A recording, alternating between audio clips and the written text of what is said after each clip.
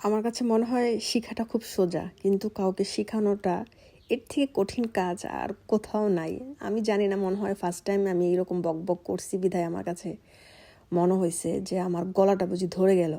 যাই হোক, এতদিন তো শেফরা আমাদেরকে শিখাইছে। এই বেকিং জগতে আমার লাইফে যতগুলো শেফ আসছে সবার কাছে আমি খুব কৃতজ্ঞ। আর তাছাড়া ওনারা যে কিভাবে আমাদেরকে হ্যান্ডেল করছে আল্লাহ মাবুদ জানে। যে আসলে আমি এনাদেরকে শিখাইতে যাই, এই আপুদের সাথে কথা বলতে গিয়ে আমার মনে হয়েছে যে আসলে এটা তো খুবই কঠিন একটা কাজ। যে নিজে শিখতেছি সেটা খুব সোজা, বাট কাউকে শেখাবো এটা খুবই কঠিন।